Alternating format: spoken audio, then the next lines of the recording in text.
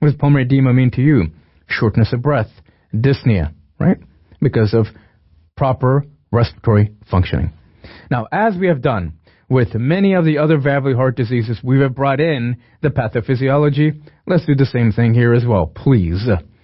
It is in your best interest, once more, to make sure that your physiology is absolutely emboldened so that you can understand the pathology here. Let's take a look at the two graphs yet once again. Now I'm going to make sure that you're able to identify exactly as to what each curve represents.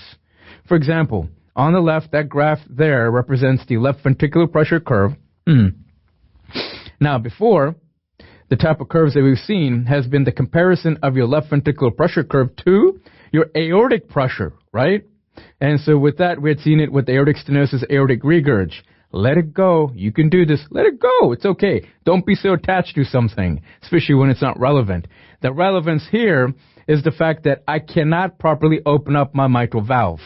So why would you want to use the aortic pressure curve? Really, why? So what might you want to use? The atrial tracing curve.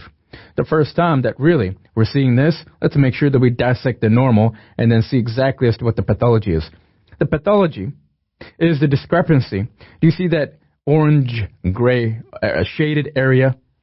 That shaded area underneath that curve, underneath the wide descent, the discrepancy between the atrial tracing curve and the left ventricular pressure curve represents mitral stenosis.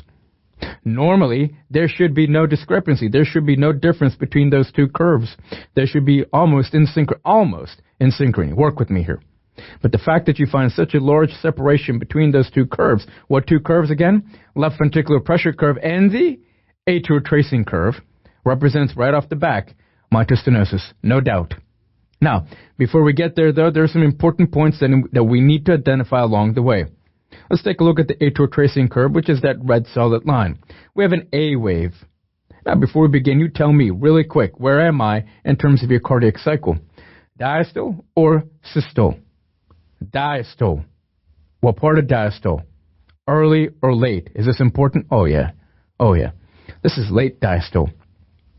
How can you confirm that? Ask me that. Dr. Raj, how can you confirm that? The A wave represents what? It represents the SA node. Bam! It conducts an impulse. So an impulse is not originated where? In the right atrium. Are you with me? That SA node starts up an impulse. Now that impulse travels through first, which is represented on the EKG as what wave? Work with me. It's all about integration. You cannot compartmentalize this information any longer. Welcome to medicine. Welcome to pathology. Welcome to our course. So our SA node on your EKG represents the P wave. This is the A wave. One has nothing to do with the other. Well, it does, but let's talk about how. The electrical activity is the P wave. It'll run through the heart first, right? Followed by mechanical activity, always in that order. So that A wave represents mechanical activity of what chamber? The atria. Which atria? Obviously referring to mitral stenosis, so therefore it is the left atrium, right?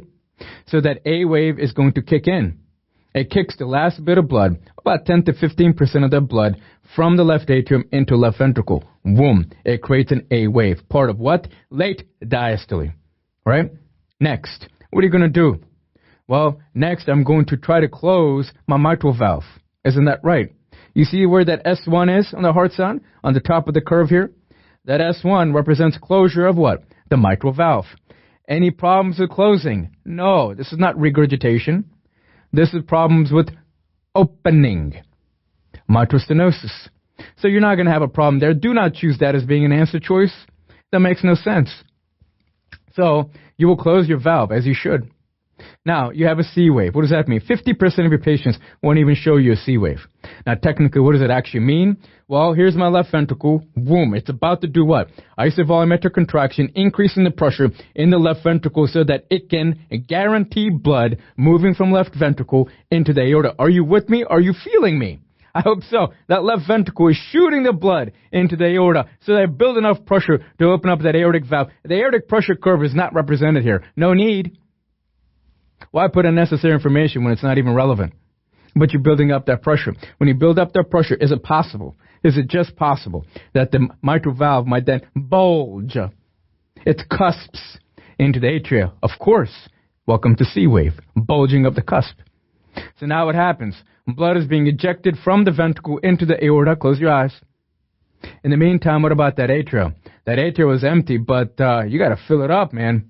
So how do you fill it up? You fill it up with pulmonary veins. So the pulmonary veins are filling up the left atrium. Are you with me?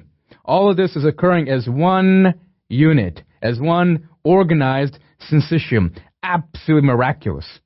Unbelievable. So now you create the V wave. What does a V wave represent? It's the fullest that the atria is going to get. In this case, it would be the left atrium. Filled by whom? The pulmonary veins. Are we clear? Answer resoundingly, yes. So now, that left atrium is completely filled with blood. You created a V wave. I want you to take a look at S2. What does S2 mean to you? Why isn't S2 corresponding to the V wave? Because S2 is closure of whom? Of the aortic valve, isn't it? So what does the V wave represent? Opening of the mitral valve. That's our pathology. So the V wave is when it's the left atrium being the fullest and you're about to begin diastole. You're about to open up the mitral valve when the blood should be rushing into the left ventricle passively. 85-90% of your filling takes place then and there, period. But your mitral valve doesn't want to open. So therefore, what happens to my left atrial pressure? It increases. Where is this in correlation to my heart sounds? S2, aortic valve closes. No problem with the aortic valve. Let it go. Opening snap, diastolic rumble. Welcome to mid-diastolic rumble. Right before that, you had an opening snap. Is that clear? So, what is it that you have after the V wave? Normally, you should have what? Tell me what you should have normally. A descent. What descent? The X or Y descent? The Y descent. But this is a pathology. You don't have a Y descent. How could you? What does a Y descent represent? It represents the passive filling of majority of your blood from left atrium into left ventricle. It ain't happening. Is that clear? So when you have absence of your Y descent, you'll have separation of the curves, which to you should mean mitral stenosis. Do you see the full picture? Do you see it? Do you really see it in your head? And that's why you won't miss a single question.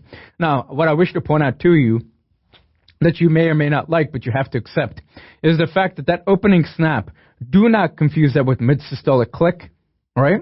Because what kind of murmur is this? It's a diastolic murmur, so why in the world would you even call it a mid-systolic click? A mid-systolic click we'll see with MVP, mitral valve prolapse, but not here. So an opening snap is part of your diastolic murmur, part of your mitral stenosis, but what does that mean to you clinically? What you must know is that opening snap, the closer that it gets, listen to what I'm saying and forever etch it in your head. The closer to the opening snap gets to S2, the worse the valvular heart disease is. Clear? Opening snap, closer. So what does opening snap mean to you? It means that the thicker that mitral valve becomes, very thick. The opening snap occurs in diastole after the second heart sound. It relates to the opening of the mitral valve leaflets. The interval between the second heart sound and the opening snap represents the isovolumetric relaxation of the left ventricle. When the mitral valve is severely stenosed, the left atrial pressure is very increased. The closer the opening snap is heard to the second heart sound, the greater the left atrial pressure and the greater the severity of mitral valve stenosis. Remember as to how we did aortic regurgitation and Austin Flint murmur, worst case scenario, and I gave you what? The rule of 5-3-2. Same concept, this is opening snap with mitral stenosis. Now that's a more complicated issue. Let's take a look at the one in which we can really sum things up. If you look at the pressure volume loop on your right, then we have the red loop, which is perfectly normal. Whereas the blue curve then represents mitral stenosis. Now, the first thing that you want to do, first and foremost, what does that loop represent? What chamber does that loop represent? It represents the left ventricle, period. That's it. That's it. So if that loop only represents the left ventricle, and your mitral valve doesn't want to open, then what's the size of your left ventricle? It is tiny, it is small. Now, what graph or what component of what axis represents the volume on this graph? The x-axis. So therefore, if there's less volume in your left ventricle, what do you expect this loop to do? To shift to the right? Would you please listen to what I'm saying? Why would it ever shift to the right? That would mean an increase in volume in your left ventricle. That is the opposite of what's happening here. So you would never choose the loop in red as being mitral stenosis when you have, obviously, a loop that's shifted to the left, which represents what? A smaller left ventricle. Welcome to mitral stenosis. Now, where is my problem? What if you see that circle around where the mitral valve should open on your pressure volume loop, that black circle? Now, that black circle represents the actual pathology. The mitral valve doesn't want to open. You choose that as being your answer choice. And if they put A, B, C, D, E, F, I don't care how many letters, A through Z, if they're able to put around that loop, you choose the one that represents where that circle is, representing the pathology. The mitral valve doesn't want to open. You've understood that? You are golden when it comes to mitral stenosis. How can you miss a question? Seriously.